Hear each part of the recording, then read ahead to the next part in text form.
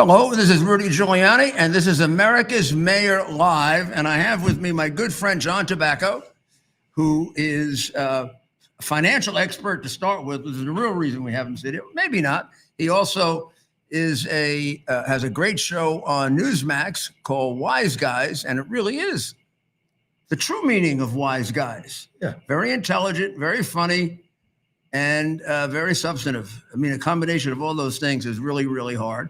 We love having and you on. We were together. We were together today at the ringing of the bell by Chris Ruddy and Newsmax, which he knows quite a bit about. And of course, we were also there this morning, not knowing we were there. One of the worst days. Yeah, one of the worst days, you know, in the history of the market. And John had talked about it on my earlier show, but maybe you give us just a little summary so we can put in context how bad this was in terms of gross numbers. It was one of the worst days bad. ever. Yeah, the percentage was less because the market is so inflated. Yep. Right. So, Rudy, first of all, thank you for having me. I love you. Thank you for having me. You know, when you say, and also I had a promise to go on his show. Which is a pleasure. Right? We'll have you anytime. But look, I've spent the last 30 years of my life following the markets. I've been, you know, as Ted and everyone knows, I've been on the Florida, New York Stock Exchange hundreds of times. Mm-hmm. That's my home. I got to tell you one thing. Having gone there so much as mayor, right? Like in the 90s, what is it, half? Oh, more than half. Yeah. I told him I thought it was about a third. And they haven't really given up space. So you see it. No, without a doubt. I mean, I remember I probably walked that place 30 times when I was mayor for all different reasons. Right. And so I know it. I know it hasn't changed much in terms of the physical structure, but the number of people. Yeah, it's technology. And you had to count that we had the Newsmax people there. Yeah. Which added to it. Well, they have that every day. But I would just say, look, technology eliminates people in one place and it brings people back in another place. But there's still great people on the Florida. Oh my gosh, yeah. And all the people. You know, my buddy Rob over at Farina and Company, my buddy Capo, my buddy Eddie Curran. These are guys, these are like regular heart and soul guys from Nassau County and Staten Island who've been on the floor for 30 years. When technology goes bad, we need humans. You know, you ran. I remember you when ran we the came OEM, back. the Office of Emergency Management. You need redundancy. And right? I remember whenever I go there now, I think about 2001 and the Monday we came back with Grasso, and we were holding our breaths all day because Grasso, President Bush was pushing him to open it on Thursday. Right. I remember. And Grasso called me and asked me if I could talk to the president and explain. He could open it, but he wasn't sure he could close it. Right. He couldn't settle it. And he said, you know, maybe Friday, maybe, but why don't you give us the weekend so we can practice it a few times? And you want to know something? I was partners with Harvey Pitt. Mm-hmm. We had business together. Harvey was the SEC chairman at that time. And a great one. You know, he was the lead partner at Fried Frank. So one of the more brilliant guys out there. And he agreed with you. He got it open on Monday. Right. But he knew we needed to take a couple of days and settle things down. Now today, Rudy, what Newsmax did in this week, skyrocketing to a higher valuation than Fox News, but now coming back to earth a little bit, $3 billion valuation. This is a company like the little engine that could. 8 or 9 years ago when I joined Newsmax, it was like a wing and a prayer. You know what I'm saying? It was really a great online site. Always has been, right? Yeah, I'm saying it was, but they were trying. As a television station. Remember the movie Rudy? Yeah, sure. Remember the movie Rudy? Sure. Newsmax was Rudy. Yeah. You know what I mean? Yeah. Like 9 years ago. Right. But now Newsmax made the play. They're on. You know, I got to tell you, I don't want to cry because, you know, I come across as like a tough, wise guy on TV. But I left Fox News because I didn't like what was going on there 8 years ago, right? I just felt the sniff. Oh, gosh. And I joined Newsmax. I've been at Newsmax 8.5 years, right? And for me, the other day when they rang the bell and the stock started trading, I said, wow, we made it. You know what I mean? And, Yeah, and for Chris Ruddy to be standing up there. And by the way, I want to say, a lot of other people might have said, Rudy, we want you to come, but, maybe stand over there or stand over there. And when I saw you up there and Chris Ruddy had made sure that you were right next to him, I was thinking in my head, there's the insurrectionists. There's the election deniers. There are the threats to democracy. Oh, yeah. But you know what? Newsmax, if you ask me, stuck by you. You've been on Newsmax for quite some time when other places knocked you off. Absolutely. And today was like a pierce de resistance moment. Fox is still afraid to have me on. I'm saying today was like a pierce de resistance moment, because if you were even questioning where your relationship with Chris Ruddy was, today he wanted you. Chris. He's on top of the financial world, overlooking the largest exchange in the world. Right. And he's got one man right here, next to him. That was Rudy Giuliani. I had tears in my eyes, and I was standing with Ted. Chris is one of those guys. You know that you don't have to have any doubts about, including he's very close to the president. President kids around with him every once in a while. When the president says it's bad coverage, like if it isn't like the biggest stock, if it isn't the biggest tax reduction in the history of the universe. Maybe 2% bigger. And one of Chris's reporters points it out. Right. President loves to. Yeah, he goes in the business. But he knows. He knows what he's doing. Hey, listen. He knows that Chris always gets the table on Sunday closest to the president at the golf course. No, I've been in a couple of those kid around with each other. Lunches. And when Chris brings somebody over to take a picture, which he doesn't do all the time, the president always says yes. Without always, because he knows it's important, and he knows he wouldn't. And you know what? For everyone everybody like that knows what Chris is like. I've had him on this show a few times, and he does. I mean, he also should be on himself. I mean, he really is terrific. For those of you out there who don't realize it, okay,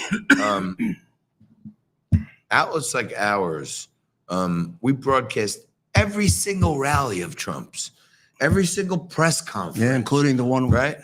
And oddly enough, Rudy, I know you know this, but none of the other networks covered any of Trump's rallies, but for some reason, they were all covering the Butler rally. Everybody was there. CNN, MSNBC. Yeah. They wanted America to see Donald Trump's brains splattered across that stage, in my view. Well, yeah, and then they lied about it, too. A couple of them said he wasn't even shot. Yeah. It wasn't even shot. Shrapnel. I mean, if you don't know anything about bullets and ripped across here, all he had to do is move his face just a little bit, and boom, it would have been right there. No, I mean, look, you'd probably seen it up close, but he has a piece of his ear missing. So obviously he was shot. But, I don't want to get off track because we're talking about all the great things happening with Newsmax. I thought the point that you made about the rally or downward rally of the exchange today is that this is not just about tariffs. No. And in fact, I don't know that much of what you know about the market, but I do know that the market, when news is put out there 3-4 days in advance, even a couple of weeks in advance, the market, think of it as one person, is very intelligent. They discount it. Indeed. If they say this company is going to get sold, well, all of a sudden you see that price. It isn't on the day that it gets sold. The time it's sold, there's almost no reaction. Well, but today was about everything. Yeah. The old saying in Wall Street parlance is buy the rumor, sell the news. So when you hear the rumor, there's tariffs coming, that's when that's a good news you buy when you hear the rumor. And then when the news actually comes out, sell. It's not going to be better than that. So I think people heard the rumors and they did what they had to do. And now it came to fruition and the market sold off. We ripped off the Band-Aid. And I really think like Trump left in 2019, in 2020, the market was like 33,000. Joe Biden's team artificially pumped it up to 40,000 and change. I really think Trump needs it to get back to where he left off. About where? Like around 35,000, about 10% down from here. I think would be a capitulation, they call it, when everyone says, all right, screw it, I'm not hanging on 10% down from where we are right now? Yeah.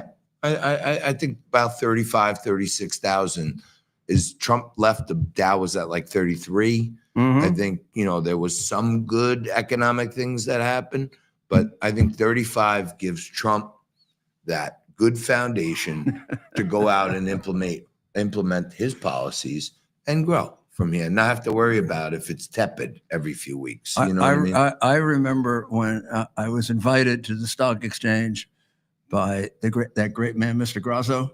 Love him. Oh man, the guy who really was a hero of September 11 that doesn't get the acknowledgement that he deserves. But in any event, this was before it, and it's when the market was going to hit 10,000.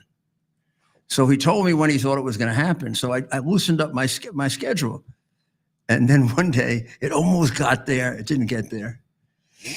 Then another day it got there. And before I get all the ceremony, it went back down. And then finally it was 10,000. But it was 10. When I was mayor, the big thing was got to 10,000. Right. Now it's 4 times that. I'd like it to be down.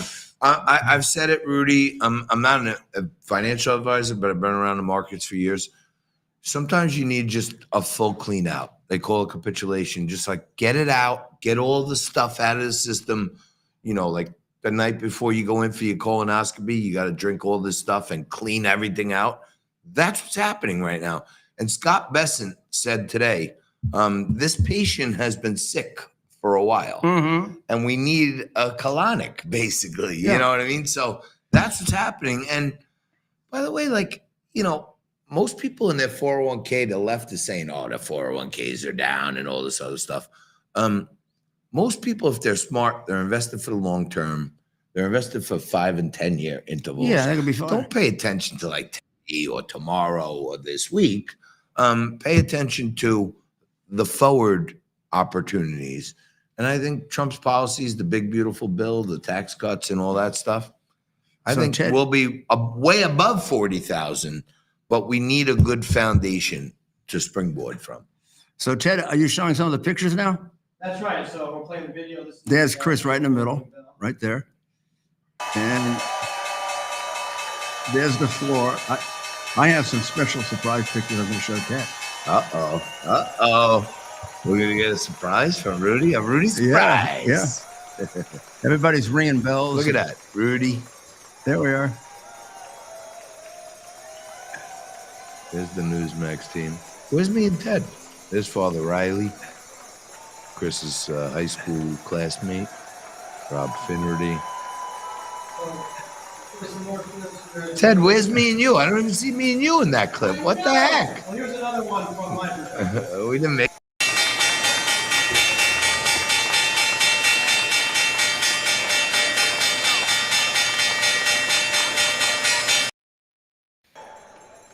Well, okay, now I want you to go over to here.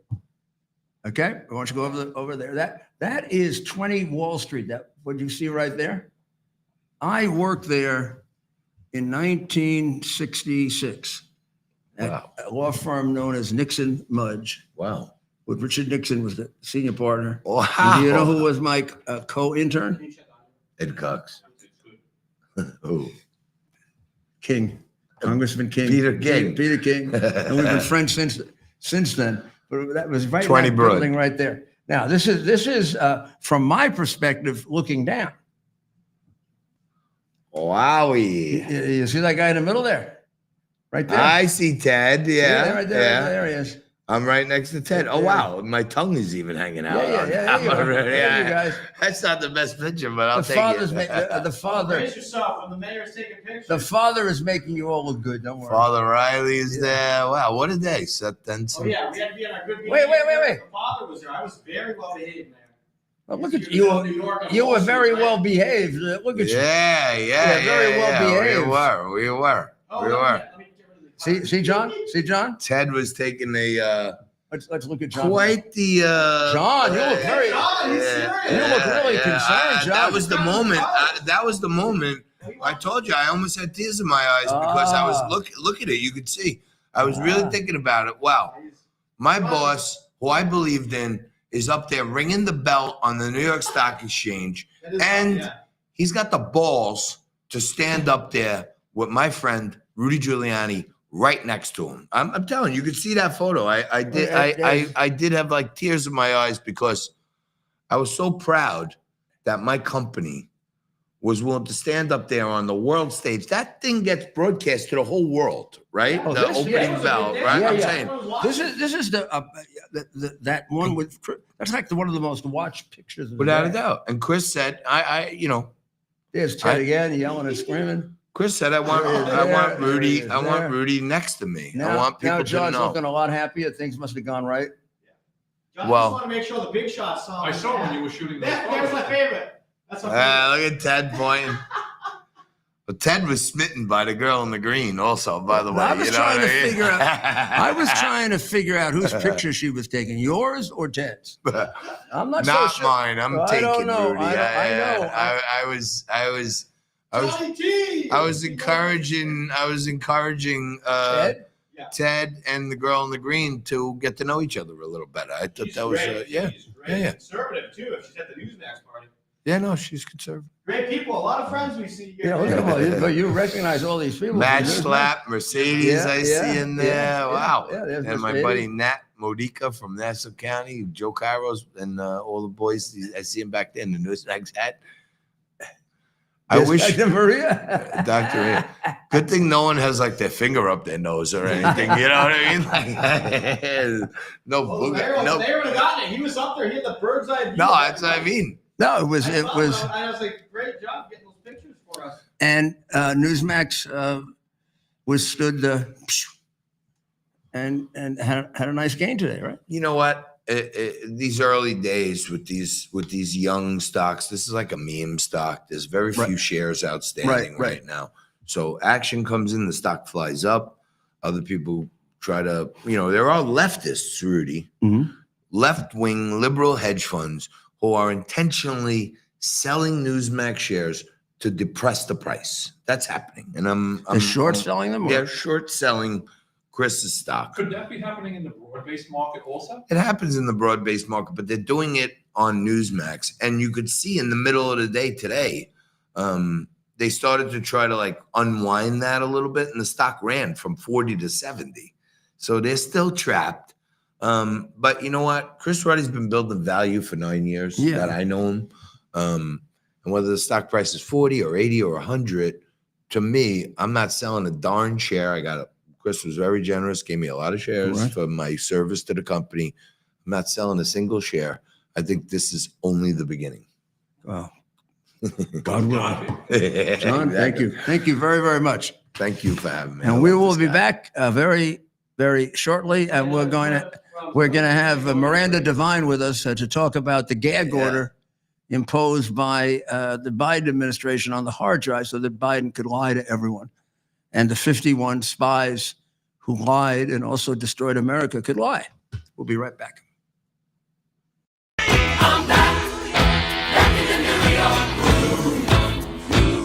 I'm back in the New York groove. I'm back in the New York groove. Back in the New York groove. In the New York groove. I'm back in the New York groove. I'm back in the New York groove. I'm back. U.S. Army Major Scott Smiley paid a high price serving our nation. Scott was leading his platoon in Iraq when a blast sent shrapnel through his eyes, leaving him blind and temporarily paralyzed. Scott would become the first blind active duty military officer before medically retiring years later. Thanks to friends like you, the Tunnel to Towers Foundation gave Scott and his family a mortgage-free, specially adapted smart home. Show your support for America's heroes now. Donate $11 a month to Tunnel to Towers at T2T.org. Here we are, pretty much at the beginning of the process here at this pristine I call it a laboratory. It's not like a factory, it's like a hospital. This is the beginning of the process for roasting. Deep grain, very good quality. Most people don't use this quality. We deal with small farmers because we like to know who we're dealing with. They give us the highest quality, all organic, non-GMO. You should know all Arabica beans. No Robusto, all Arabica. They're going to go into the roaster and it'll get roasted for about 20 minutes or so.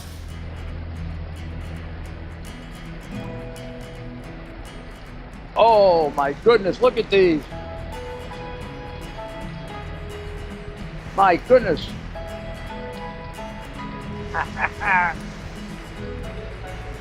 You're going to want to specially order these.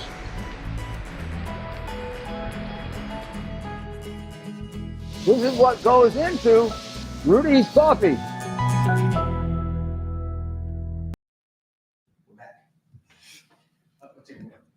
This is Rudy Giuliani, readjusting now that John has gone off to other pursuits.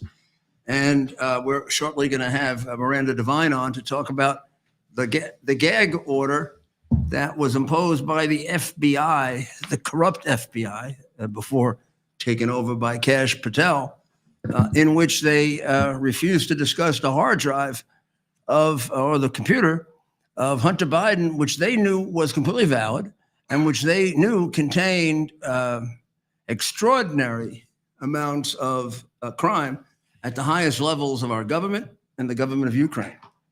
And it's made, it's still largely being hidden. Some of the worst parts of it are largely being hidden. We were talking about Newsmax and the wonderful ringing of the bell today in honor of their stock coming out this week. And it's really wonderful because it's a free speech stock. Newsmax is necessary. We need Newsmax, and of course, not the only one. The same thing is true with Lindell TV, which I have the honor of being on with the Rudy Giuliani show right before this show. These are networks that are necessary so that we can return America to being a country of free speech and not be like England and Germany and the places where, or how about France, where they putting Marine Le Pen, they're not even putting her in jail. They're just disqualifying her from running for office because she's the #1 candidate. Remind you of what your Secretary of State in Michigan did, Ted? That's right. Jocelyn, the crook Benson, That's right. who just took Trump off the ballot because she decided he was involved in an insurrection that never happened. This is going on all over the Western countries who are overwhelmed with corruption and Marxism and out of control, insane desire for power and money. And it goes together, power and money. Elon Musk pointed out that everybody should take a look at the members of Congress who made millions while they were in Congress, or who are still in Congress making millions. It can be true that some of them made it because they're brilliant investors or their father died and left it to them. And okay, but that is not generally the story. There's an old saying about a politician. You can tell if he's honest by looking at his shoes. Meaning how much does he spend on his shoes, right? They do tend to get kind of gaudy about it. There's also a process in politics where they do business very often, you know, and are involved with extraordinarily wealthy people, particularly with the fundraising part of it, as well as the people who are lobbying them. And they begin to believe they're entitled. They begin to believe they're entitled to the same lifestyle, even though they're public servants and they're not entitled to anything except to do a good job. In fact, that's all of us are entitled to. And I've never met more entitled people than politicians. And I never found any group of people easier to prosecute than politicians. I'd love to cross-examine them because they don't know how to tell the truth. They literally, somewhere along the way, forgot how to tell the truth. And they generally do not face a skilled cross-examiner who doesn't ask you a question unless he knows why he's asking you that question. And it's usually leading to your destruction, including the times when I would begin a cross-examination by kind of playing really stupid, like I didn't know what I was doing, so that the person would get disarmed. Oh, Mr. Giuliani, you don't know that? You don't know that? You don't know that? And then faced them with, some very, very dramatic contradictions, things they didn't know that they said, things they forgot they said, things that they thought they had weaseled their way out of. And that's when they get totally out of their minds, because they're used to weaseling their way out of everything. No wonder they're the most dishonored group of people in our country. Maybe the reporters are, I don't know. You think that if you were to ask what's the most dishonorable profession in America, and you listed things like lawyer, doctor, judge, politician, cab driver, whatever, where do you think the lawyer, politician, judge, and doctor thing would come out? Ted, you want to take a try at that? Who do you think who do you think right now is the most distrusted? Out of those three? Politician, Okay. lawyer, judge, and doctor. I know you and I would put judge at the top. I would put judge I won't speak for you. The general public, I'm not sure, but I would say judge, lawyers, because, like, my goodness, outside a handful, right? They're all, politicians are always just, I would say, Mayor, I don't know if maybe this is the point of your question. You go through each one of them, and I'm sitting here thinking, my God, they're worse than the last. It almost depends on the news of the day, right? Yeah. So during the Trump trials, when we had Engelmore on, And we obviously think of your trials, too. And the judge with the daughter who was becoming a millionaire off the Biden-Harris campaign, Right. and he was screwing Biden day in and day out, making up the law. Right. I think at that point, judges were among the most disreputable. And the most consequential to our system. Yeah, Absolutely. I think lawyers always have been. Lawyers are. I mean, I remember an old joke that takes too long to tell that I used to use sometimes at law school graduations, and that goes back 30 years ago, about how lawyers just don't get into heaven. I mean, I'll tell you the story. What the heck? Yeah. It's a priest and a doctor and a lawyer who all die at the same time. They go in front of St. Peter, and the doctor gets a very nice condominium in a beautiful part of heaven, and he thanks St. Peter, and the priest gets his own house, a single family house in an even nicer part of heaven. And then the lawyer is there, and St. Peter greets him and says, "I'm going to give you the biggest mansion we have available right now." So they turn around somewhat in shock, and the doctor and the priest turn around and look at St. Peter, and they say, we hate to question you because we made it to heaven. However, how come he gets the big mansion? And St. Peter says, because he's the first one here since Thomas More in the 16th century. We don't have any lawyers here. This is the first one we've got. That was a delayed reaction. That is a good one. Yeah. And I think so. That shows you how long lawyers have been completely disrespected. But there's nothing quite like the Biden people. And when we get Miranda, we'll go over that. We'll go over that gag order, which it drives me nuts, because it was 17 months of being accused of being a Russian, what do they call it, plant or whatever. Operative. I was a Russian operative when I got the thing from a guy in Dover, Delaware.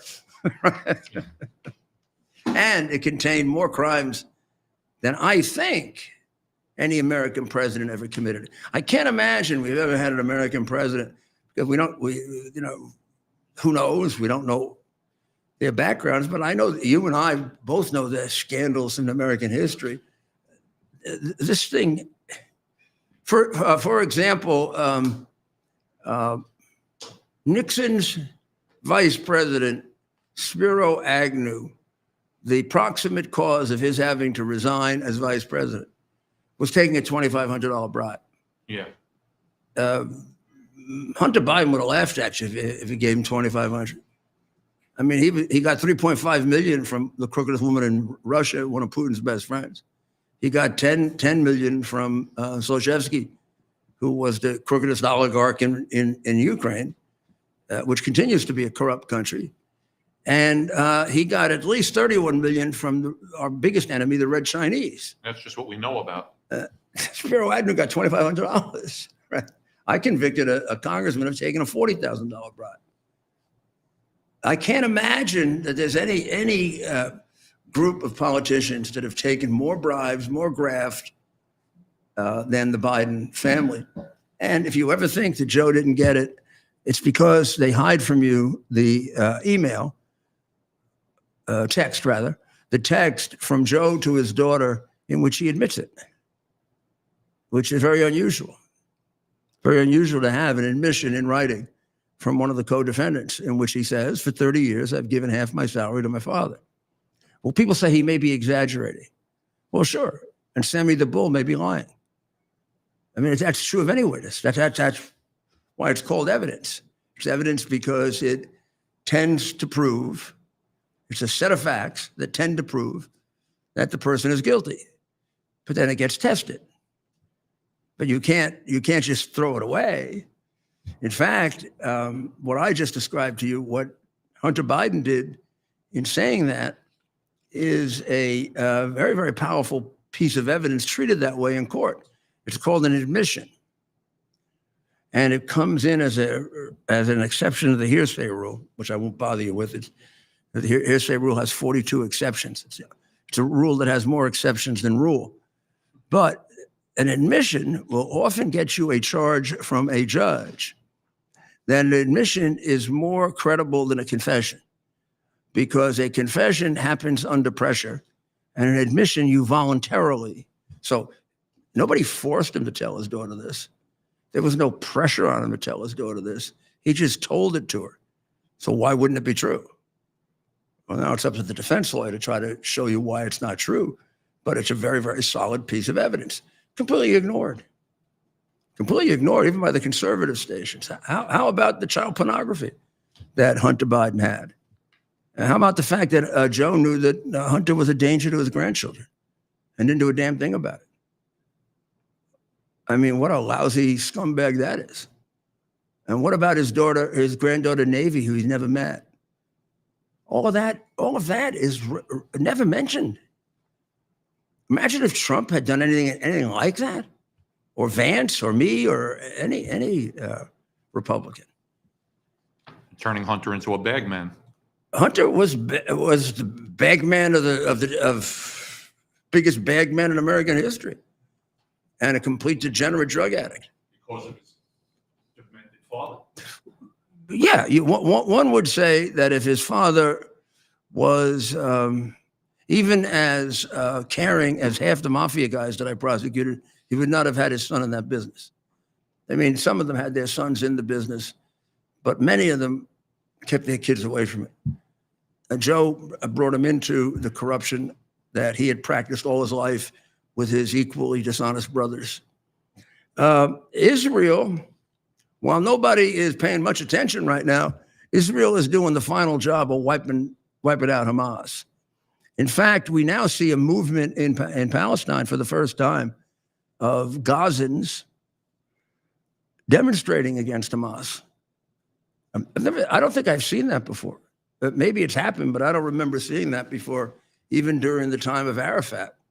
Now it's gotten so bad that the Hamas has killed one of a 22-year-old kid who was demonstrating, and now that kid's family has gone and executed the Hamas people.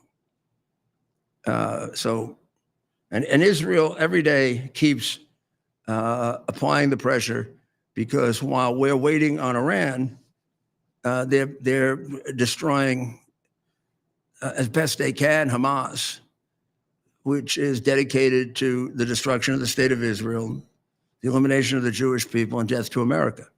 So, I mean, they're in our prayers, and they're also protecting us.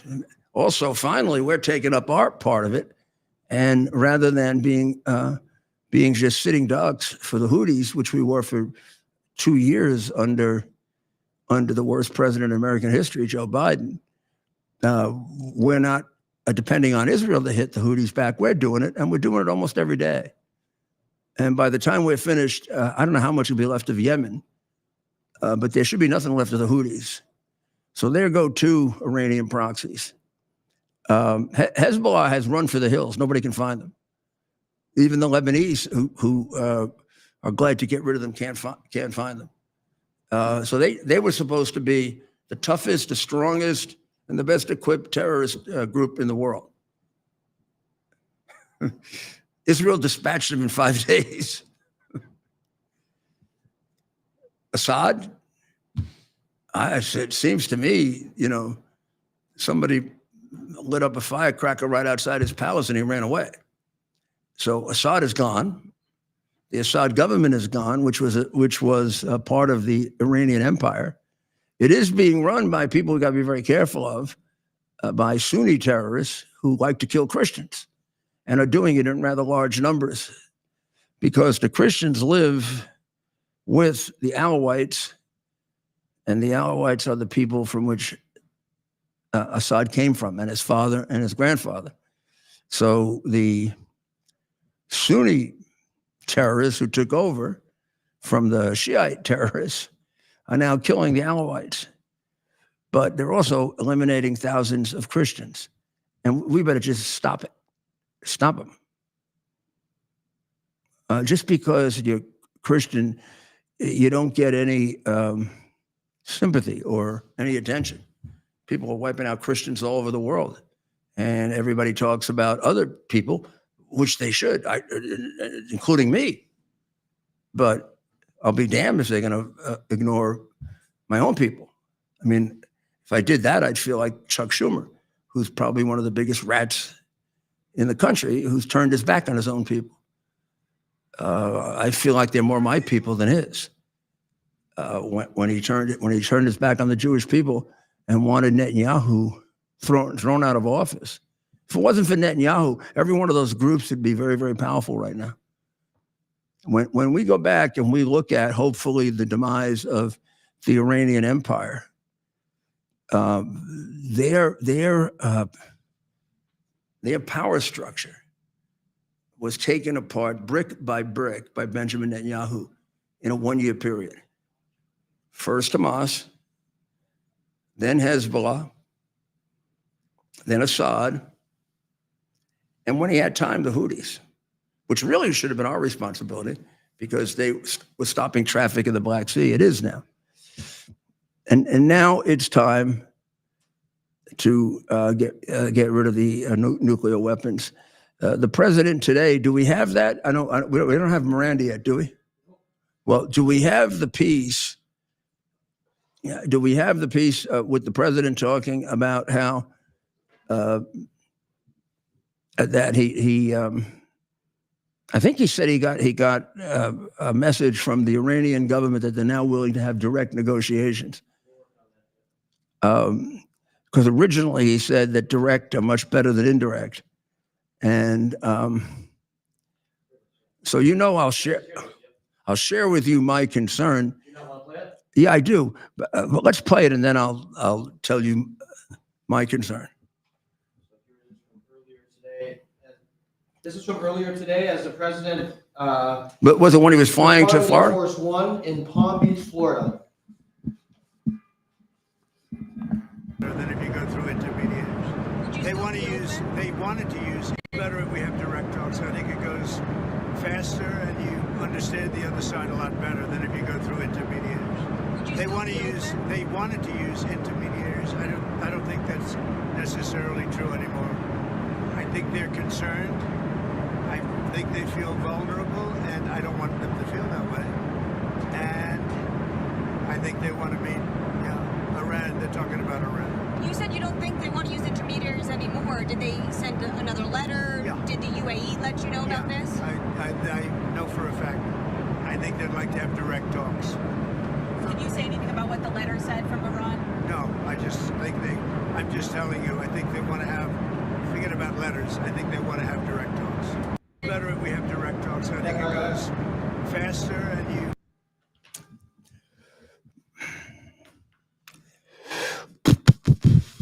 Well, I mean, I'm always as open with you as it can be, because I believe one of the biggest problems we have in America right now is the lack of free speech and the willingness of people to tell the truth, and they hide it, and they're trying to protect this, and they're trying to spin that. I do not understand, like I never understood the two-state solution, what the purpose is of negotiating with Iran. They're going to lie to you. They're going to double-cross you. And all you're doing is giving them more time to become a nuclear power. They have gone way beyond the line where it is absolutely necessary and prudent to destroy their nuclear facilities. We have the B-2 bombers within range now. We've got a quarter of them, a quarter of all that we have in that area. The B-2 bomber can carry up to 30,000 pounds. That means it can carry a bomb that could go down and, take out Satan. Well, they got Satan below the earth. And I am sure, without any doubt, and this is not intelligence that I have or top secret information, this is all my deduction from what I know for years of following this. And Israel knows exactly to the inch where every one of these facilities are. Combination of us and Israel could probably take them out in a few days. I don't know if they can fly the Air Force B-2s. I assume they can, or can be trained to do it. So, I mean, if we just gave it to them, let them do about 4 days of bombing, and Iran as a nuclear power would be finished. Now people say, oh, well, they'll just start building up again. Well, great. Let them take another 10 years to build up and ruin their economy. Because at the same time, Trump has already initiated super sanctions on them. He almost doesn't have to do that. What he did was he enforced the sanctions that Biden and Obama never enforced. That's what he did last time.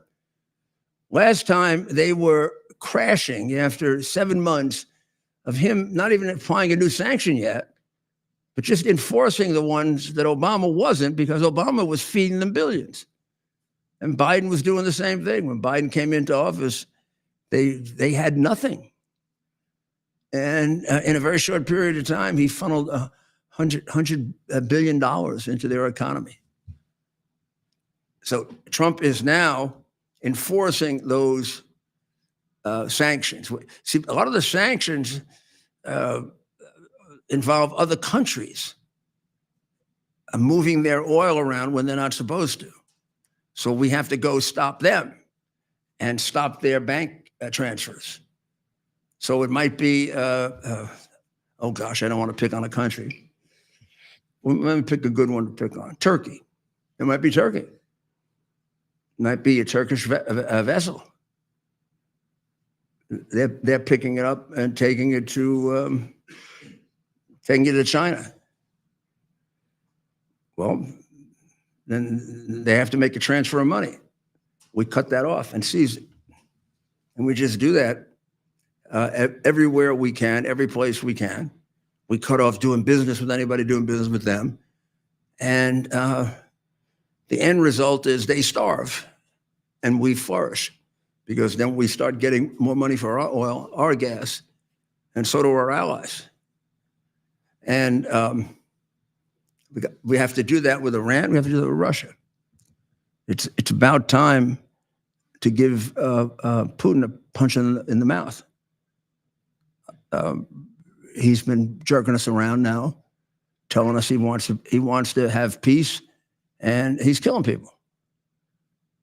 Trying to get a few more inches so that he'll be in a better bargaining position. I think the president would solve his problems very, very quickly with a big, shocking attack on Iran, in which all of Western Europe went crazy and started yelling at him.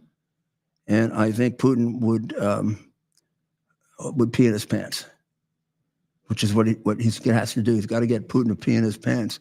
He did that with Xi back in his first term, when he just left a dinner with Xi, ordered a tremendous strike on Syria, came back, finished his dinner, and never said anything. And then Xi went home, or went back to the place he was staying, and his advisors told him, you know what he just did? He just bombed the hell out of Syria. He said, during dinner? That stays in somebody's mind, my friends. That's Ronald Reagan. That's what he did for us in winning the Cold War without firing a shot. He fired a lot of shots, except they were psychological and brilliantly done. If you want to relive that and pick up some of that, because it covers a lot of it in the movie Reagan, with Dennis Quaid playing Ronald Reagan. I had the privilege of having lunch with him this Sunday, and he really got Ronald Reagan just perfect. So we're going to take a short break, and we'll be right back.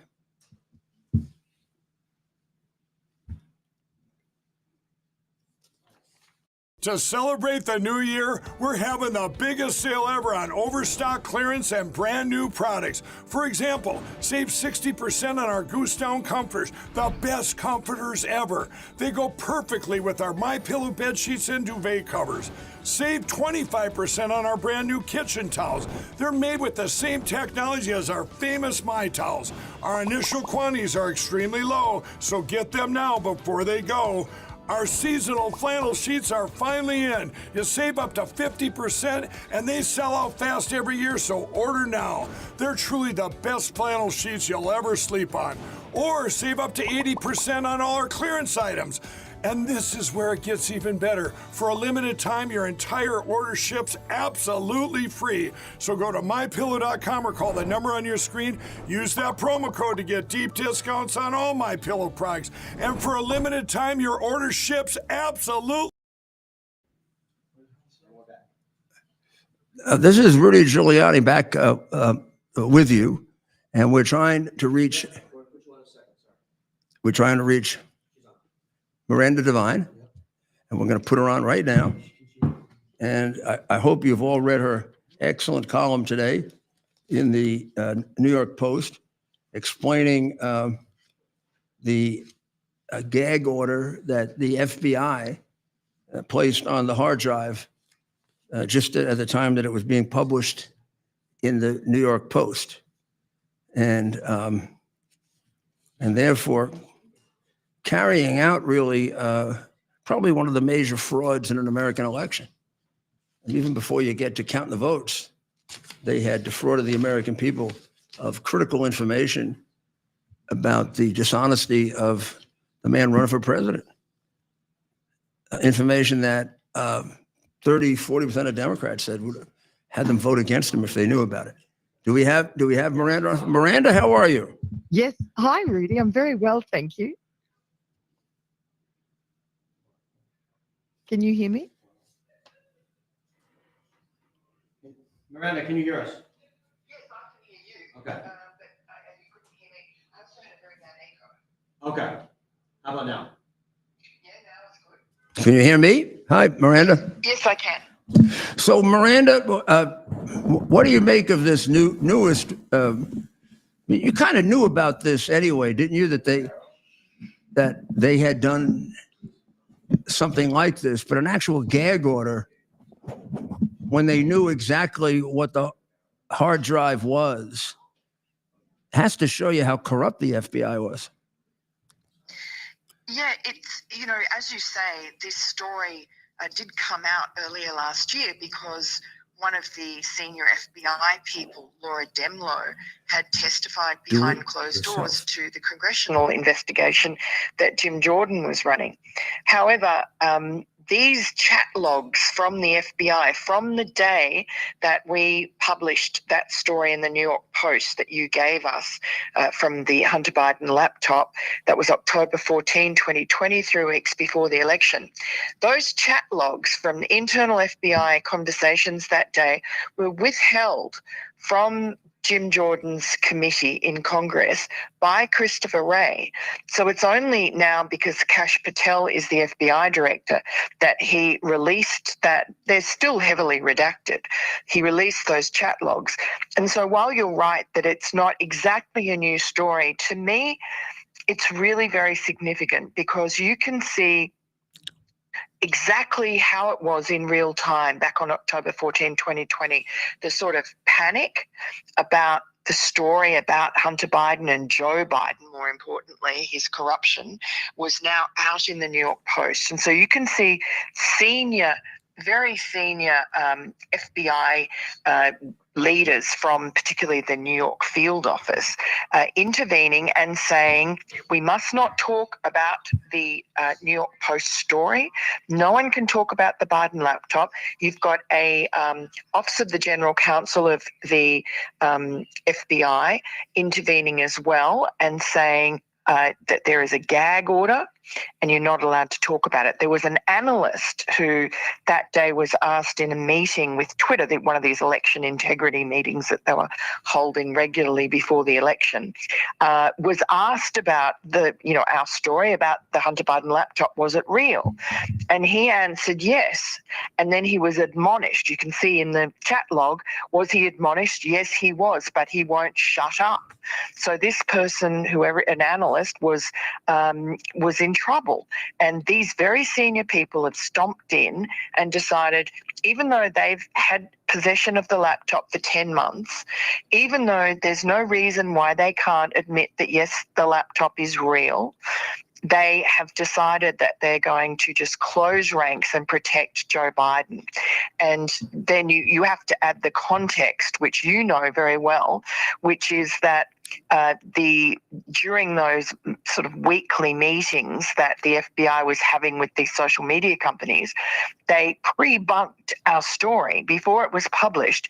They told Twitter and probably Facebook to be on the lookout for a hack and leak operation, the Russians, of course, likely in October and likely involving Hunter Biden.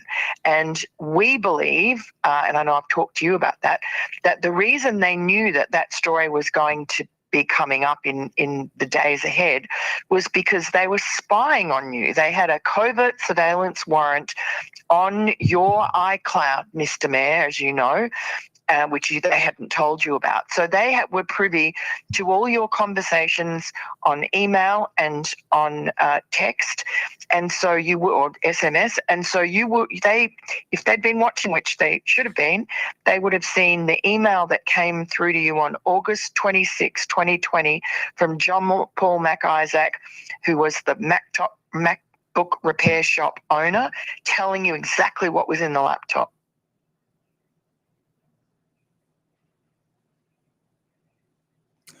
Well, that is even though I know this story and I've known it for some time, it is shocking to me, having spent my life working with the FBI and having received awards from them, given them awards, represented them. It's amazing that they became really a political police force, like you were in a communist or fascist or Nazi country. Here they are covering up, as you know from the hard drive, unbelievable evidence of crime after crime after crime, bribery, and with our enemies even. And, even on the most simple level, the story that we published that first day from the laptop, one of many that we published over the subsequent months, was the one that you had pointed out to me was the most important, was that Joe Biden had met with one of Hunter Biden's Ukrainian associates in Washington, D.C., when he was vice president. And that flew in the face of all his protestations and his insistence that he had never had anything to do, knew nothing about his son Hunter's overseas business dealings. So, flat out lie, even if you didn't pick him up on all the corruption, which we found later on, that was just a lie, which would have been very damaging to him in the campaign if the American people had known. Well, it gave us 4 years of hell, and I can't stop thinking. I can't stop thinking, Miranda, that all those people in Ukraine, Ukrainian and Russian, yes, and those people in Israel, and all of the fentanyl deaths that were unnecessary, just wouldn't have happened. And Lake That's what it's not without tremendous humanitarian devastation that this was done. Terrible. Yeah, and the economy, Joe Biden was the most destructive president we've ever had. He was also not cognitively fit. That was another big scandal cover-up. And so, America was saddled with this guy that they were lied about, who was, and as there are many polls that have shown since that if the story of Biden's corruption and lies had been known to the American people before the 2020 election, enough of them would have changed their vote, the Biden voters, to have made a material difference in an election that was decided on a few thousand votes in a handful of states. Well, Miranda, again, thank you very, very much for coming on and also for staying with this, because at some point these people have to be held accountable if we don't want it to happen again. Absolutely, and that's the big issue. These are things for which you go to prison if you want to stop other people from doing it. Exactly. So I think we're in good hands with Kash Patel, but he's got to get. I think so too. And I have to just say also, everybody knows who listens to you, but you are the hero of this entire story, and you've suffered a lot for it. And I'm glad things are now sort of ironed out for you a little bit. But I think history will record you as having done your valiant best to stop this disaster of Biden more than anyone else. You too. I remember. I will never forget. Thank you, Miranda. Thank you very, very much. She is one of our great columnists, investigative reporters, and just people. It wasn't universally embraced, the idea of publishing that, and she and a couple of her colleagues are the main reason it got published. Who knows? It might have been lost to history if it wasn't, and that would be terrible. Because if you think what we are confronting now is bad, if it had continued without discovery, without Trump unearthing it, and like John Tobacco was saying about the economy, the same thing has to be done with our judicial system, and the same thing has to be done with our law enforcement system, and the same thing has to be done with our health system, and they've all been horribly corrupted by the Democrats, and particularly the ones who followed I think it all started with Clinton and got much worse under Obama and got absurd under Biden.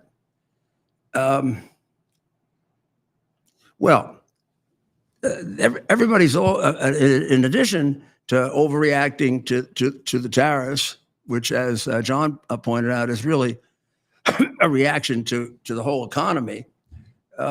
Republicans are overreacting to last Tuesday. First of all, when a president is as popular as he is, and they're not on the ticket, there's a big fall off. A lot of people that might have voted. So there are two different issues involved, right? So in Wisconsin, we lost an opportunity to take over the Supreme Court. You got to remember, we didn't have the Supreme Court. So we didn't lose a seat. We didn't gain a seat. That court was 4-3, wacko, liberal, intellectually dishonest judges who I even question if they ever paid attention in law school, and they certainly didn't pay attention to their oath. Some of their decisions are so intellectually dishonest, they'd be laughable if they weren't tragic. But they went ahead and I was watching them celebrate the other night, and I was saying, oh yeah, they're really happy they can kill more kids now. Gee, it's not enough that they abort in the first 3 months. Now they can do the 7th month, the 8th month.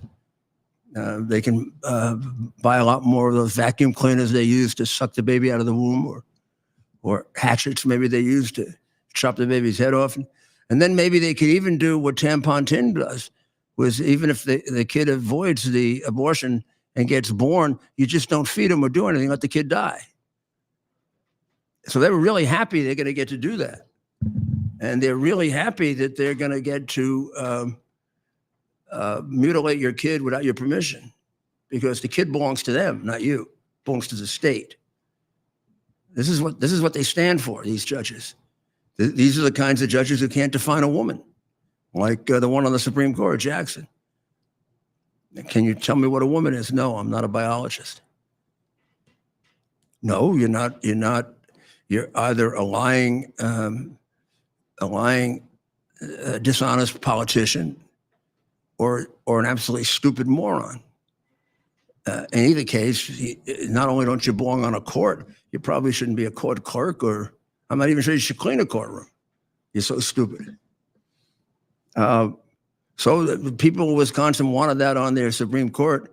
Wisconsin has never been a solidly Republican state. It goes back and forth and back and forth and back and forth. And they have elected some real rulers. On the other hand, they did vote by 65% for keeping, again, not a change, keeping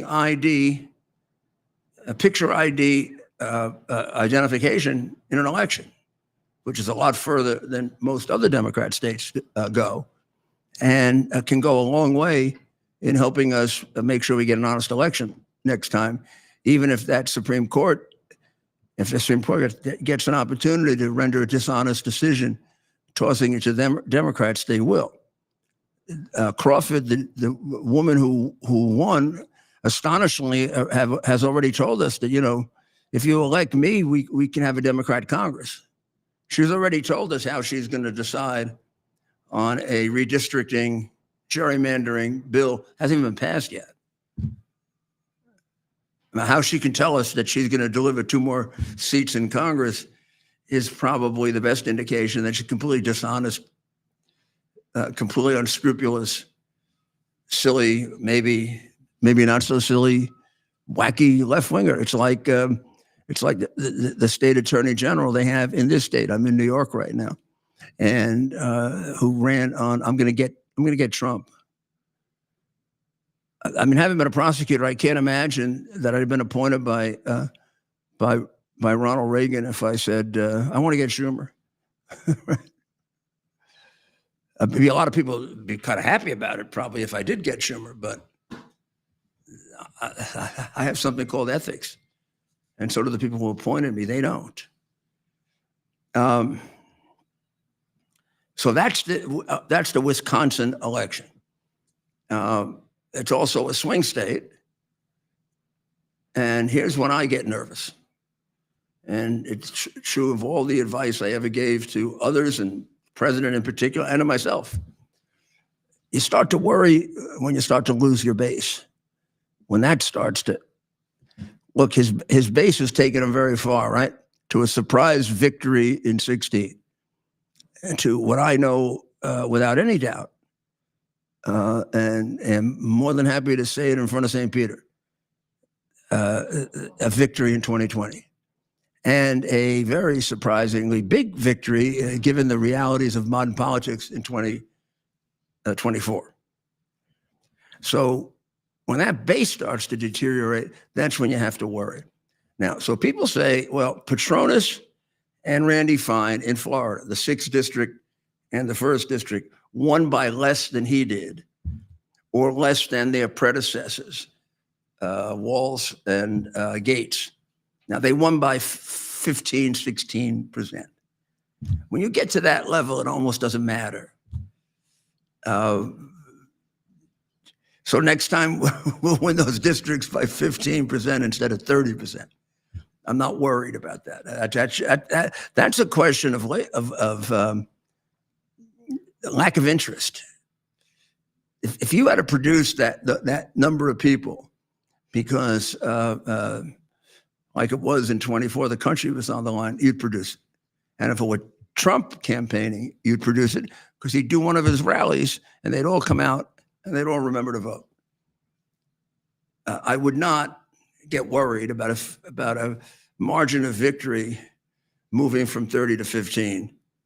That when you don't have Donald Trump on the ballot, when you've got two good candidates, but neither one of them is John Kennedy or Ronald Reagan or even Barack Obama or Donald Trump, like enormously skilled politicians. And they won by numbers that nowadays most politicians don't win by.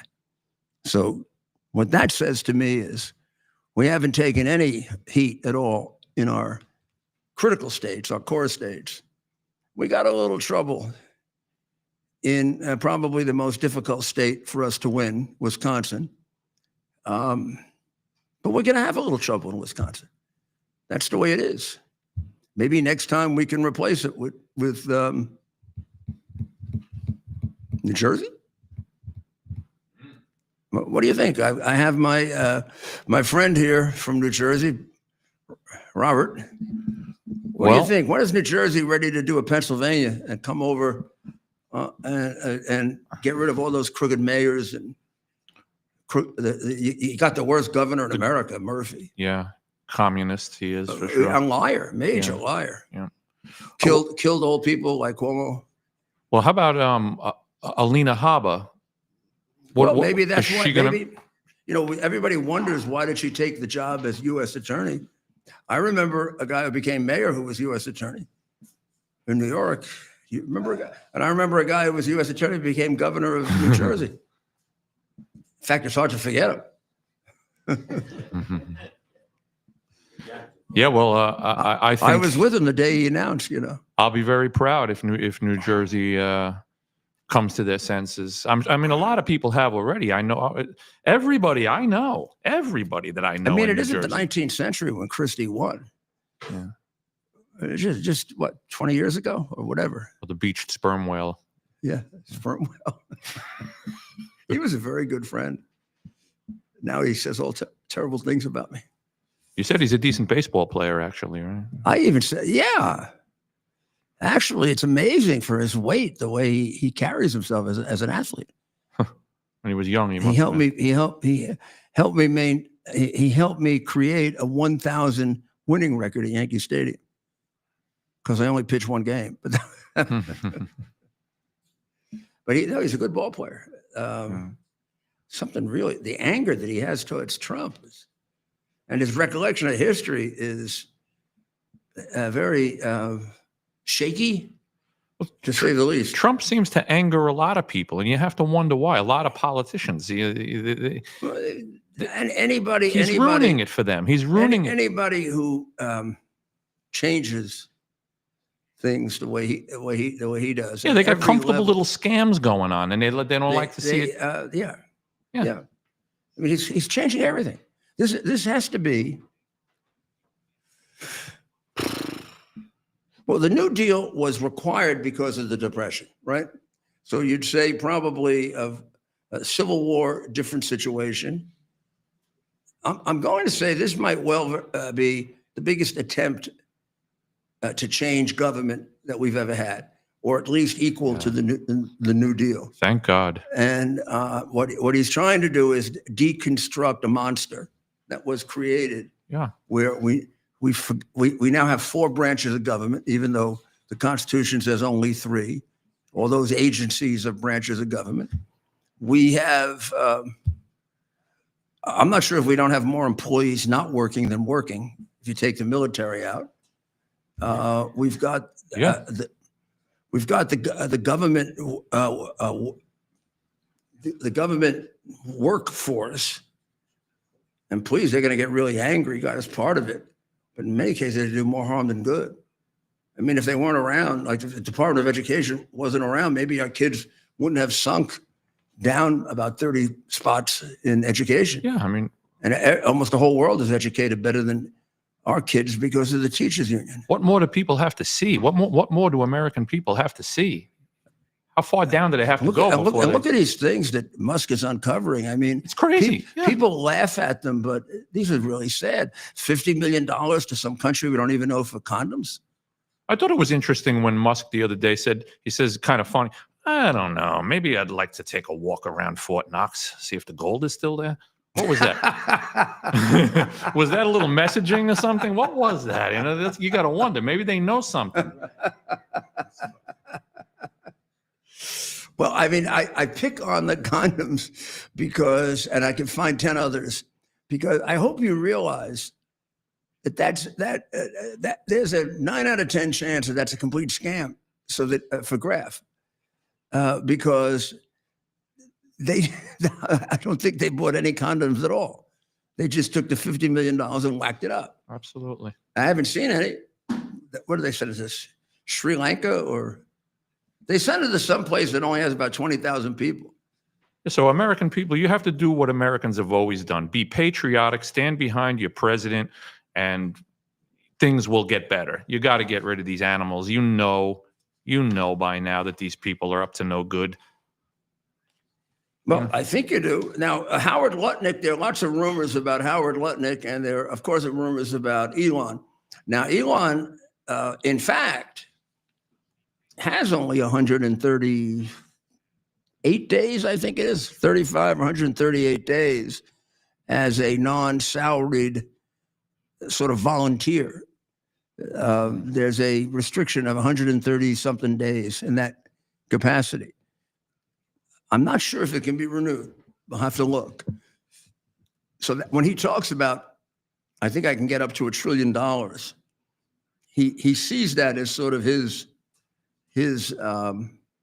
point where he may not be able to function any longer, which in a way is a good thing, because I think, like the president, because he has just one term, he's working harder and getting it done quicker. And you listen to those people that were being interviewed on Bret Baier, who they called the Musketeers. Oh, yes, that was very I interesting. mean, you don't get people of that caliber too often in the government. Yeah. You're getting the application of people who have created ingenious, enormously wealthy enterprises, looking at a shit show. Right? Yeah, putting their brains behind this problem now. Yeah.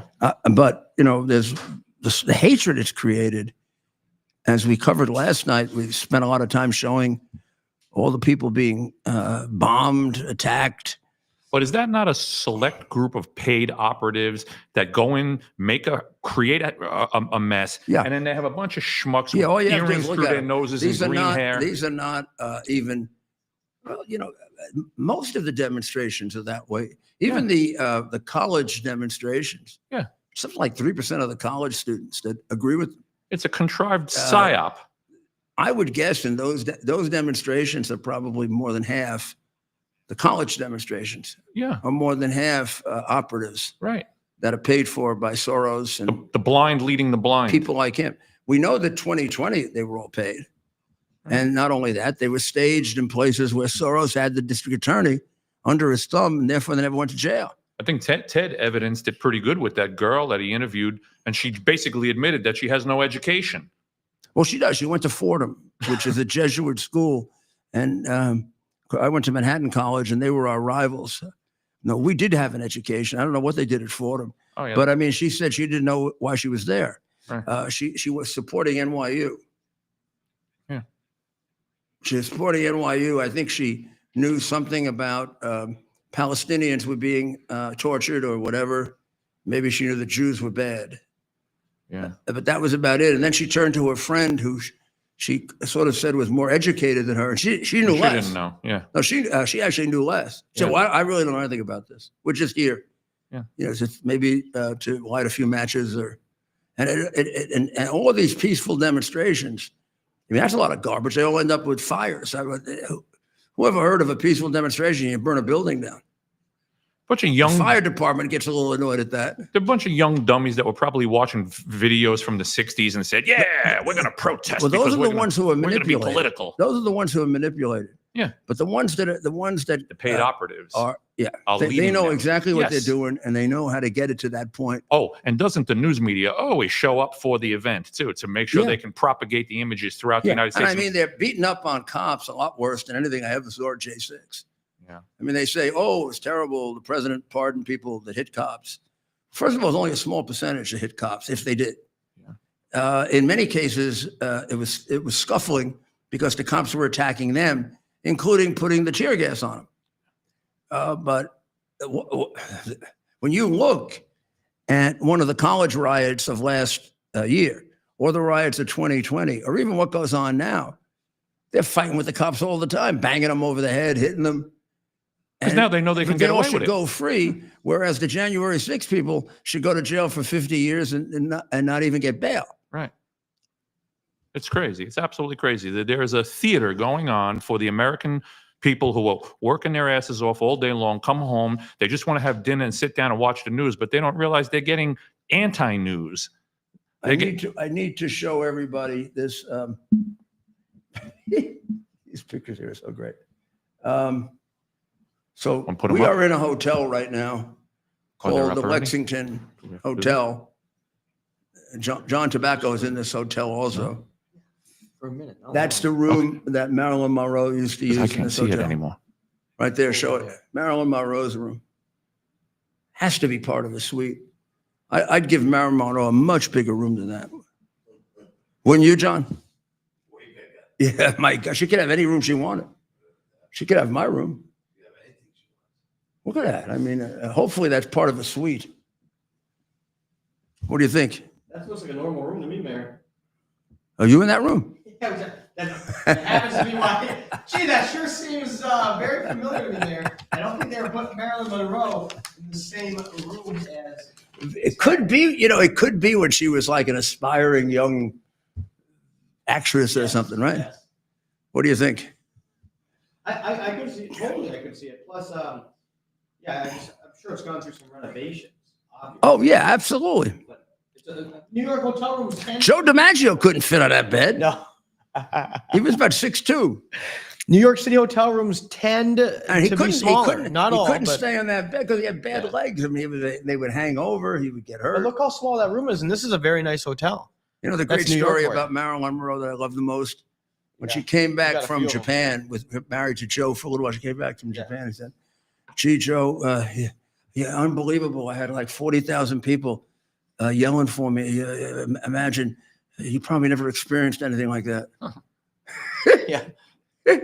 He used to experience 60 or 70,000 people every day. Every day, yeah. She had no idea who he was. She had no idea. Oh, yeah. He was a hell of a lot more famous than she was. Right. I mean, she became famous, and he wanted a nice. Now, there you got to wonder. Joe was a friend of mine. And as you know, I got my Joe DiMaggio jersey back. But you have to wonder when you read the biographies and it says he wanted like a little Italian wife. Ugh. I never saw a little Italian wife like that. And then he got all upset when her skirt got blown up. Right over here. They have the spot marked out. Oh, is that right? Yeah. Right over here. Her skirt went up. So let's see what else we have here. There. Now, this is what I was looking for. I want you to meet this woman because she's dangerous. This is a state senator from New York. And this is Senator Pat Fahey. Now, she is a lame brain. And I'm going to tell you why she's a lame brain. She is introducing a bill. I'm going to say this slowly. That would ban the sale of Teslas in New York. Of course, she's. You want to know what party she belongs to? You have any doubt? Yeah. Yeah. How can you ban a car from being sold? Based on what? That he's trying to cut the government? What does it have to do with the car? Yeah. And don't they have any conscience about the fact that they're destroying somebody's? These cars don't belong to Elon Musk. They belong to the person who bought them. Yeah. Right. I've had my Tesla in the garage for about 3 weeks now. I'm not even taking it out. I'm using my beater for now. But you didn't buy it, man. A lot of these people whose cars they're destroying are probably stupid wackies like them who bought it because of the green crap. Yeah. Oh, I did not, but Mayor Yeah, I knows know this. that, I should yeah. explain. I bought that car because it's 475 horsepower and I have a lot of The fun with reason that I thing. say the bunch of wackies who go for the green crap is it's gonna do a lot more damage. If it does do damage. It does. It But will. if it does do damage, it's going to do a lot more damage when they have to produce the requisite energy to take care of all these cars. Yes. It will produce a lot more carbon dioxide, which actually may be good, but don't tell them that. And just like regular gasoline cars, the materials that the vehicle itself is made of are going to have to be disposed of or reclaimed somehow or another. So anything you produce. So I mean, a lot of these people who buy this Tesla and the other crazy electric cars, I think electric cars are just crazy, but yeah, like when you have to stop and. They're a local car. That's all they're really good for. I love when Trump says we're going to have electric tanks. Yeah. And then in the middle of the battle, Gonna stop of the everything. bulge, we're all going to stop. And, okay, everybody stop and refuel. Time to charge. And then we'll continue shooting again in 20 hours. Because the tanks, while they're blowing the shit out of everybody, you're keeping the environment nice and clean. So you should know that my friend A-Rod, great Yankee, now is an owner of the Minnesota Timberwolves. He bought it with Mark Lowry, who is a tech mogul. And they also, along with the Timberwolves, they bought the Minnesota Lynx, which is a WNBA team. And A-Rod has for quite some time wanted to own a team. He tried to get the Mets, which I felt a little bad about, not because I dislike the Mets, but I think he should stay on the Yankee side in New York. But in any event, he now is a basketball owner. So I hope it makes him happy. He is a terrific sportscaster. I think he and Big Papi together, I would love to see them do a regular show. When they do the World Series, which they've been doing for about 5 years. I mean, he's Big Papi is like the comedian. He's like the straight man. And the two of them love each other, both from the Dominican Republic. And A-Rod was supporting Papi's charity before Big Papi was Big Papi. Because A-Rod was a star at 18. Yeah, 20 years old, he had 50 home runs. And there's a guy, a little like Trump. Everybody says bad things about him. He's the nicest guy you'd ever meet. Most charitable, nicest guy you'd ever meet. Who will do anything for anyone. I once brought a kid to him that suffered from autism. He spent a half hour with the kid. The kid came away, he basically owned the Yankees. I mean, and then, what the youngster said, the youngster, he had a baseball that A-Rod had signed for him. And the other kids at school had told him it wasn't worth going to Yankee Stadium unless he came back with Jeter and with A-Rod. They're the only ones that meant anything. So we got Jeter very early, but A-Rod was injured. So he was being worked on by the trainer. And it was getting near time that we had to get off the field. And I asked one of the Yankee, he went up to one of the Yankee players and said, the Yankee player came up to him and said, "Can I sign your ball?" And he looks at the player and says, "No, I want A-Rod," which would have insulted most players. And the player laughed, and I explained to him the situation. He said, "I'll go get him." Went inside, brought A-Rod out.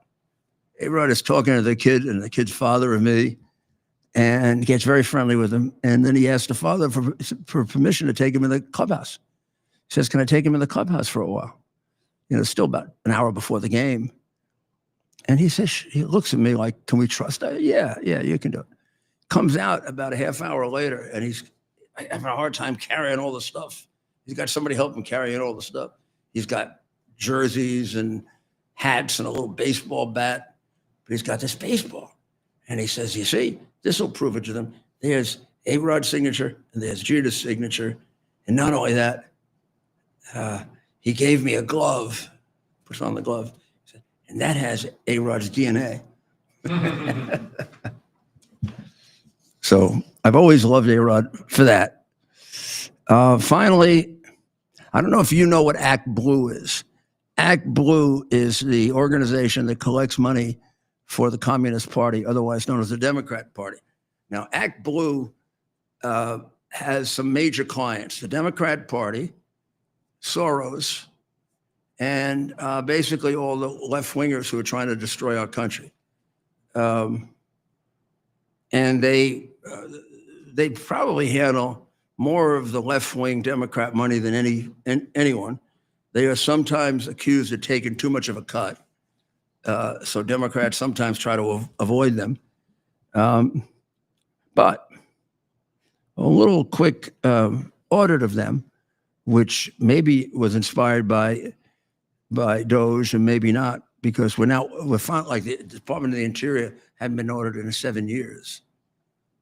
We don't audit any of the money that we give to Ukraine. That's insane.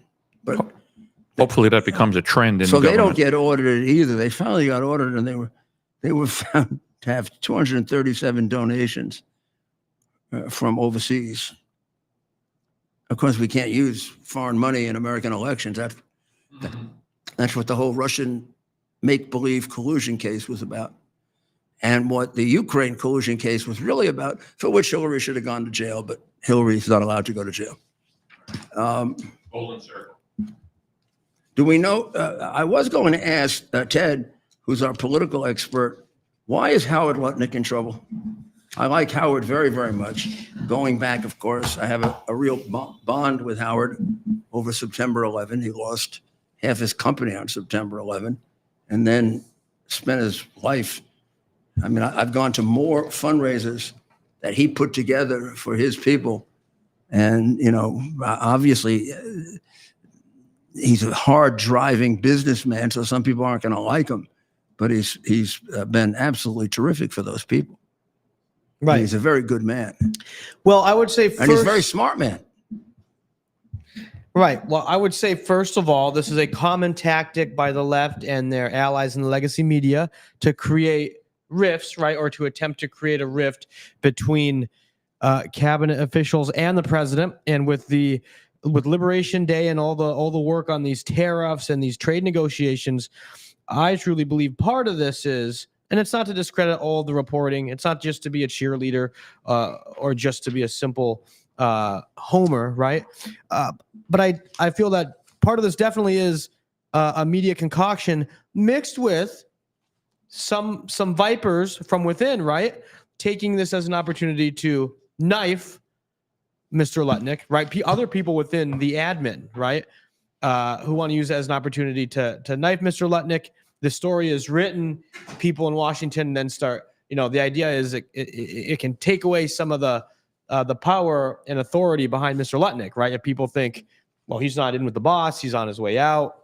Well, they get very, very nervous about anybody that gets too close to the boss. Right. I mean, they were very nervous about me when I represented them. I had several good friends who I assisted in their getting their positions who used to think I talked about them. I have no idea why they would think that. I didn't have time to talk about them. I was trying to get the president out from under the eight ball. When I came in, more than a majority of the American people thought the charges against him were absolutely true, something like over 60%. And I was very worried with numbers like that. Very, very few others knew this, but I'd been in the Republican Party for quite some time. I figured with those numbers, those rat Republican senators, the ones that are rats, would vote against him. And he could get not just impeached, but thrown out of office. He was definitely going to get impeached with a Democratic Congress. Now we were going to go before the Senate with McConnell, who was suffering from some of the same problems Biden was suffering from, including getting plenty of money from Red China. And then you had Romney there, a couple of others that hated him. A little switch in public opinion, and they'd have thrown him out.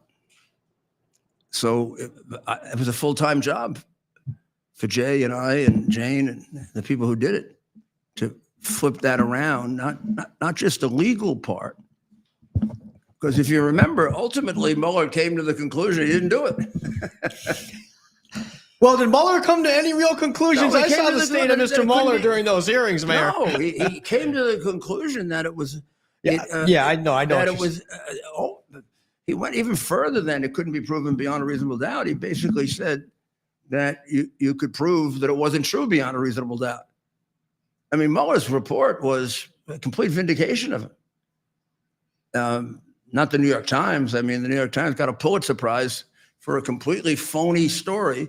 And then ultimately it was shown, not only was it untrue, but it was purchased and created by Hillary Clinton, which is extraordinary. And she has no accountability for it.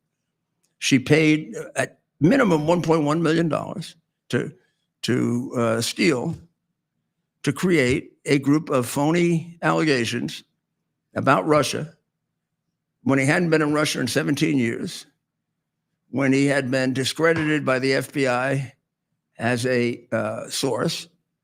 And then when the FBI wanted to revive it again to try to get even for Comey, who should have been fired for lying on a FISA report, they offered Steele $1 million to come back, even though they had gotten rid of him. I mean, the things that the FBI did are beyond being forgiven. And people got to get prosecuted for it. And if they don't, it'll happen again.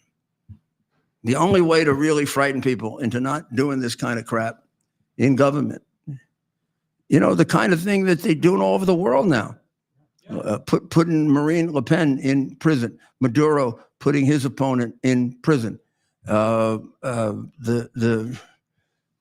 guy in Turkey, Erdogan, putting the mayor of Istanbul, who's leading him in the polls, in prison. And I'm missing 3 or 4. Biden has started a thing here. Now he borrows it from the banana republics, but it had never moved much beyond the banana republics, and of course, communism and Nazism. Now the Western governments are embracing this idea. Well, I can't win because we're terrible. Let me put my opponent in prison, which becomes like a dictatorial world. It'd be very comfortable for China to take over a world like that. It sets a bad global precedent. We should be demonstrating just the opposite. Yeah, and then and of course the left wing is trying to scare. If you can, I don't know how you can scare the president, but trying to scare the people around the president. Well, you can't be vindictive, and you can't politicize the criminal justice system. Yeah, well, you don't have to politicize it. It is politicized. I mean, yeah, they got there first. What you got to do is to stop politicizing it, but at the same time, not let people get away with serious crimes.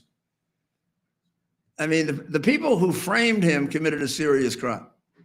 The new piece of junk senator from California, Shifty Schiff, is one of the major criminals in America. He engaged in an attempt to overthrow a lawfully elected president with false testimony. That's a pretty damn serious crime. Is there any kind of time frame, do you think, Mayor, for this? There's always statute of limitations that you got to be careful of. Yeah, right. For these people to be accountable, to be held accountable. Yeah. What's the time frame on this? We got to get these And people. holding them accountable stops other people from doing it. Yeah. I believe that if we had prosecuted Comey and his number 2 guy and Strzok and his girlfriend and a couple of those most prominent people, that some of the things the Democrats, when they went to phase 2, 3, and 4, or DEFCON 2, 3, and 4, might not have happened. But they tried everything to stop him from being president. And now they're going after Elon because they can't really stop him. And they really did create a phenomenon that the more they go after him, the more popular they make him. So now they've made Elon their target. I mean, for a while I was their target. Yeah. They're really bad, very bad people. And the only way you're going to stop them, they're not going to stop because they have a conscience. Right. They don't have a conscience. They lost out a long time ago. They're going to stop because they're scared out of their minds. Right. That legitimate, righteous people are going to put them in jail. They have to lose this war against freedom that they're engaged in. Yes. Well, ladies and gentlemen, tomorrow we will be broadcasting to you From a very warm place. from another place, not the city of New York. I imagine you saw my picture with Mayor Adams, huh? Of course, the hit of the night were the pictures of Ted waving on the floor of the stock exchange, or Dr. Maria putting her tongue out. Other way. You're going the wrong way now. You think? No, well, that's those two boats. Those two boats mean a lot to me, because this is when I came into government under Ronald Reagan. This is one of my responsibilities, was to stop the Haitian boat lifts, and that looks exactly like 30 years ago. That's a group of Haitians in the ocean, in the Atlantic Ocean. You see that boat? Yeah. You get. This is the Atlantic Ocean. This is not the lake in Central Park. You get a storm and they're done. Yeah. Do you know, on a not so infrequent a basis, a whole group of people like that, their bodies would show up on the shores of Miami. Yeah. Ronald Reagan stopped it with a stay in Haiti program. He took the Coast Guard, like that group there, and I think that's what they're doing. They're stopping them before they come across and sending them back to Port-au-Prince. And you're saying, oh, they want to come to America. If it works like the old one works, there's a guy who got a couple $100 from each one of them, who has promised them a place to live, a job, and everything else in America. And of course, there's nothing for them. And that boat will end up on the shores of Miami or Fort Lauderdale or Boca Raton, and they'll just be chased off the boat. And the captain will disappear. And if they make it, and this is humane, well, this is what the Democrats create, that. So I thought people would want to see that. There's Mayor Adams, the day he got cleared yesterday. And there are the two of us together last night at at Sparks Steakhouse, the place where Paul Castellano was killed by John Gotti, right? And there's lovely Miranda, who was on with us tonight. And I thank you very much for joining us. Tomorrow night we'll be back again from a new location, which we're going to keep a surprise, and try to make sense of all of this that's going on, and make sure that you have the information that you need as an American citizen, which is being kept from you by the censors, who still operate. We crack through them now, but they still operate. And you have to keep vigilant to make sure that they don't get control. Let's pray for the people of Israel, and let's pray for the people of Ukraine, that pretty soon they're going to have peace. Let's pray for the people of Iran, that they have freedom. And of course, let's pray for the president to give him the strength and the wisdom to endure all of this. And again, of course, tomorrow night, 7 o'clock, for the Rudy Giuliani Show, and 8 o'clock from America's Mayor Live, right here on X. God bless America.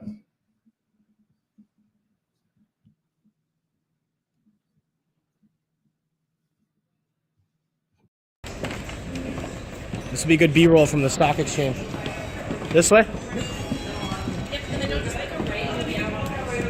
Okay. Right that way, right? All right, and then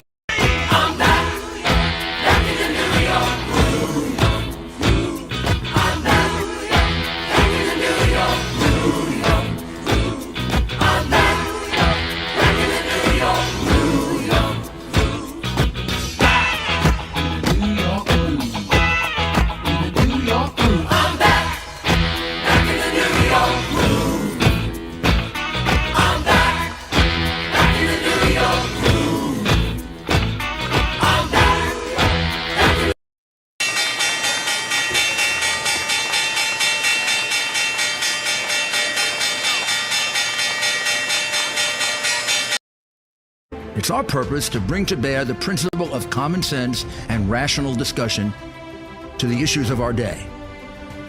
America was created at a time of great turmoil, tremendous disagreements, anger, hatred.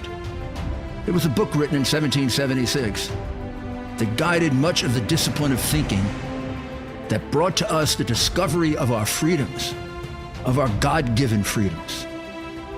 It was Thomas Paine's Common Sense, written in 1776, one of the first American bestsellers, in which Thomas Paine explained, by rational principles, the reason why these small colonies felt the necessity to separate from the Kingdom of Great Britain and the King of England.